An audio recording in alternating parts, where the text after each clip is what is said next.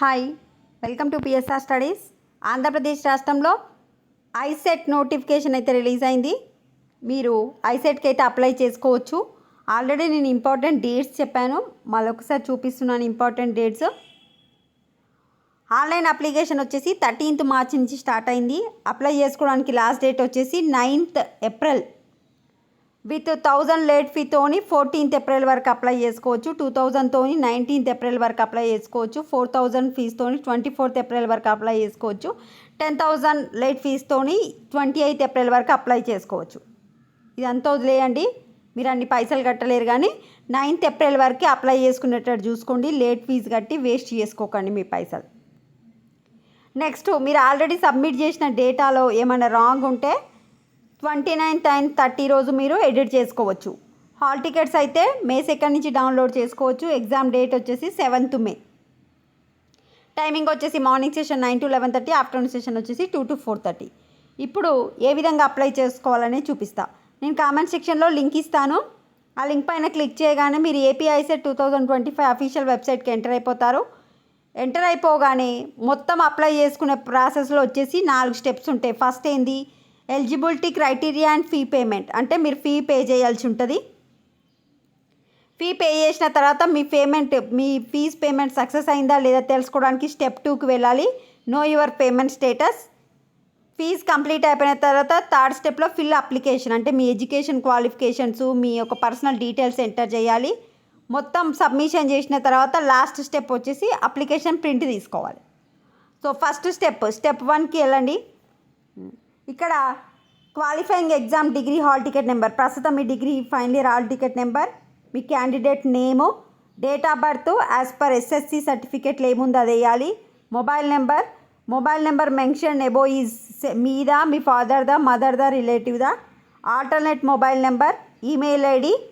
చూడండి, email ID, mobile number అనేది very important. మీరు కౌన్సిలింగ్లో సీట్ వచ్చే వరకు ఇదే మొబైల్ కంటిన్యూ అవుతుంది కనుక ఏ ఓటీపీస్ వచ్చినా ఏం మెసేజ్ వచ్చినా దీంట్లోకి వస్తాయి కనుక మీరు మొబైల్ నెంబర్ ఖచ్చితంగా పక్కా మీతో ఉండేది వేయండి. కేటగిరీ, మీ క్యాస్ట్ కేటగిరీ ఏంది, సబ్ క్యాస్ట్ ఏమైనా ఉంటే సబ్ క్యాస్ట్ ఎంటర్ చేయండి. పేమెంట్ ఆప్షన్స్, ఇప్పుడు మీరు పేమెంట్ ఏ విధంగా చేయాలనుకుంటున్నారు, నెట్ బ్యాంకింగ్, హెచ్డిఎఫ్సియా, ఎస్బీఐయా, ఐసిఐసియా, అదర్సా, డెబిట్ కార్డా, క్రెడిట్ కార్డా, ఏదైతే టిక్ పెట్టండి. ఈ చెక్ బాక్స్లో టిక్ పెట్టండి. I have carefully read eligibility criteria and found eligible అని పెట్టి ప్రొసీడ్ టు పే కొట్టండి. నెక్స్ట్ వచ్చేసి ఓసీకి అయితే 650 రూపీస్, బీసీకి అయితే 600 రూపీస్, ఎస్సీ ఎస్టీకి అయితే 550 రూపీస్.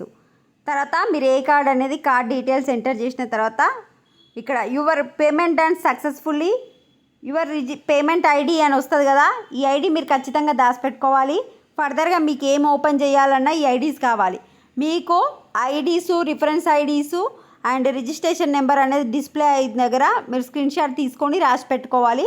ఫర్దర్గా మీరు వెబ్ ఆప్షన్స్ పెట్టుకోవాలన్నా, హాల్ టికెట్ డౌన్లోడ్ చేసుకోవాలన్నా ఈ నెంబర్స్ అయితే యూజ్ అవుతూ ఉంటాయి. ఇప్పుడు మీ పేమెంట్ సక్సెస్ అయిపోయింది. మరి సక్సెస్ అయిపోయింది, గవర్నమెంట్కి వెళ్ళిందా లేదా చెక్ చేసుకోవాలంటే సెకండ్ స్టెప్ ఏంది, నో యువర్ పేమెంట్ స్టేటస్కి వెళ్ళి మీ యొక్క qualifying examination hall ticket number, మీ మొబైల్ నెంబర్ ఎంటర్ చేసి చెక్ పేమెంట్ అని చెప్పండి. పేమెంట్ స్టేటస్ చెక్ చేసుకుంటే ఇక్కడ మీ పేమెంట్ రిఫరెన్స్ ఐడి స్టేటస్ ఏమొచ్చింది, సక్సెస్ అయింది. అంటే మీది బ్యాంకు వాళ్ళు మీకు డెబిట్ చేసిరు, గవర్నమెంట్కి వెళ్ళింది అని అర్థం. సో ఇట్లా సక్సెస్ వచ్చింది. ఒకవేళ సక్సెస్ రాకపోతే మళ్ళీ ఒక 1 hour 2 hours ఆగి ట్రై చేసిన తర్వాత ఫిల్ అప్లికేషన్కి వెళ్ళండి. సో ఫస్ట్ ఫీజు కంప్లీట్ చేసిన తర్వాత ఇప్పుడు పేమెంట్ స్టేటస్ సక్సెస్ అని వచ్చిన తర్వాత నెక్స్ట్ 3rd స్టెప్కి వెళ్ళాలి. సో 3rd స్టెప్ ఏంది, ఫిల్ అప్లికేషన్ ఫామ్లో మీ యొక్క డీటెయిల్స్ అయితే అడగడం జరుగుతుంది. పర్సనల్ డీటెయిల్స్, మీ యొక్క క్యాండిడేట్ నేమ్, ఎస్ఎస్సీలు ఏంటి, father name, mother name, date of birth, gender, Aadhaar card number, ration card number, మీ యొక్క annual income of the parent, మీ యాన్యువల్ ఇన్కమ్ ఎంత ఉంది, మీ ఇన్కమ్ సర్టిఫికేట్లు ఎంత ఉంటే అంతనే ఎంటర్ చేయండి. ఇక్కడ ఇన్కమ్ సర్టిఫికేట్ అయితే అప్లోడ్ చేయాల్సి ఉంటుంది.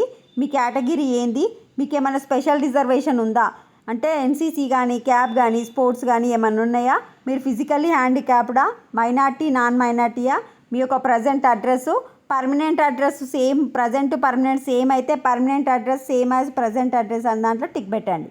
నెక్స్ట్ వచ్చేసి ఇప్పుడు మీ ప్రజెంట్ డిగ్రీ గురించి ఇక్కడ రాయాల్సి ఉంటుంది. టైప్ ఆఫ్ ఎగ్జామ్, మీరు బీసీఏనా, బీఎస్సీయా, బీఈయా, బీటెక్కా. నెక్స్ట్ మీరు మేజర్ సబ్జెక్ట్స్ ఏంటి, మీ హాల్ టికెట్ నెంబరు, మీ యొక్క ఇయర్ ఆఫ్ పాసింగ్ ఇయర్ ఏంటి, మీ మీడియం ఏంటి, ఎస్ఎస్సి గురించి, ఇంటర్మీడియట్ గురించి ఇవన్నీ డీటెయిల్స్ ఎంటర్ చేయాలి. ప్లేస్ ఆఫ్ స్టడీ అంటే మీ యొక్క లోకల్ స్టేటర్ నిర్ణయించడానికి ప్లేస్ ఆఫ్ స్టడీ అనేది యూజ్ అవుతుంది కనుక, అంటే మీరు 6th చదివిరు, 7th చదివిరు, 8th చదివిరు అని అన్నీ సెలెక్ట్ చేయాలి. నెక్స్ట్ టెస్ట్ ప్రిఫరెన్సెస్, మీరు ఎగ్జామ్ సెంటర్ ఏడ పెట్టాలనుకుంటున్నారు అనేది మనకు ప్రిఫరెన్సెస్ అడుగుతుంది, వాటిని సెలెక్ట్ చేసుకోవాలి. అక్కడ క్లిక్ చేస్తే ఉంటాయి, సెలెక్ట్ చేసుకొని మీ యొక్క ఫోటో బిలో 50 KB అప్లోడ్ చేయాలి, సిగ్నేచర్ బిలో 30 KB అప్లోడ్ చేయాల్సి ఉంటుంది. 2 JPG ఫార్మేట్లోనే అప్లోడ్ చేసి సేవ్ అని చెప్పండి. సేవ్ చేస్తే జస్ట్ సేవ్ అవుతుంది, సబ్మిట్ చేసినట్టు కాదు. ఒకసారి ప్రివ్యూ అని చూసుకోండి. ప్రివ్యూ అంటే ఏమన్నా ఎర్రర్స్ ఉన్నాయా లేదా చెక్ చేసుకున్న తర్వాత ఫైనల్గా సబ్మిట్ చేయండి. సబ్మిట్ చేస్తే మీకు ఇక్కడ ఇది నేను 24th కానీ మీకు చూపించేది APISET 2025 application confirmed successfully, please note your registration number for future correspondents. ఇక్కడ మీకు ఒక రిజిస్ట్రేషన్ నెంబర్ వస్తుంది, ఇది వెరీ ఇంపార్టెంట్. నెక్స్ట్ ఫర్దర్గా మీకు హాల్ టికెట్ డౌన్లోడ్ చేసుకోవడానికి యూజ్ అవుతుంది. సో మీరు ఇప్పుడు ఇది అప్లై చేసుకునేటప్పుడు ఒక రిజిస్ట్రేషన్ నెంబర్, ఒక పేమెంట్ ID వస్తుంది. ఈ 2 నోట్ చేసుకొని పెట్టుకోండి ఏదైనా నోట్బుక్లో, ఫర్దర్గా యూజ్ అవుతుంది. ఆ స్క్రీన్ షాట్ తీసుకొని ప్రింట్ అప్లికేషన్ అని చెప్పండి, అంటే మీరు ఏం అప్లై చేసుకుర్రో అది ప్రింట్ తీసుకొని పెట్టుకోండి. ఫర్దర్గా కౌన్సిలింగ్కి వెళ్ళేటప్పుడు అయితే యూజ్ అవుతుంది.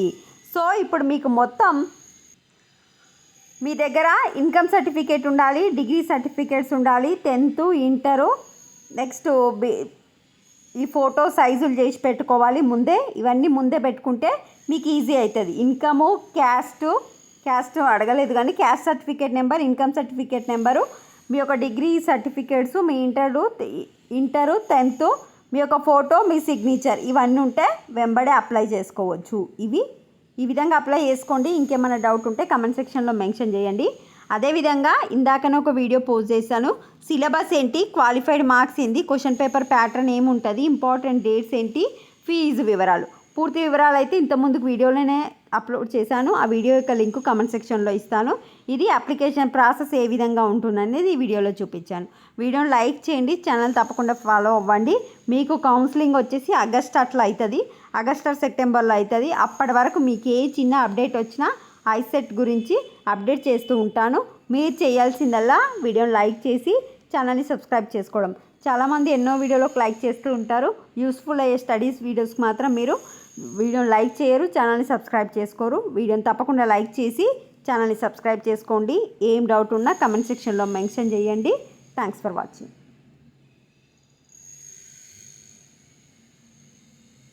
సో మొత్తం అయిపోయాక స్టెప్ 4కి వచ్చి మీరు అప్లై చేసుకున్న పేమెంట్ రిజిస్ట్రేషన్ రిఫరెన్స్ ID వచ్చింది కదా, ఇప్పటిదాకా రిజిస్ట్రేషన్ నెంబర్ వచ్చింది కదా, ఈ 2 ఎంటర్ చేసి మీ యొక్క degree hall ticket number enter చేసి mobile number, date of birth కొట్టి గెట్ ప్రింట్ అప్లికేషన్ అని చెప్పండి. అప్లికేషన్ ప్రింట్ అయిపోతుంది. వీడియోని లైక్ చేయండి. Thanks for watching.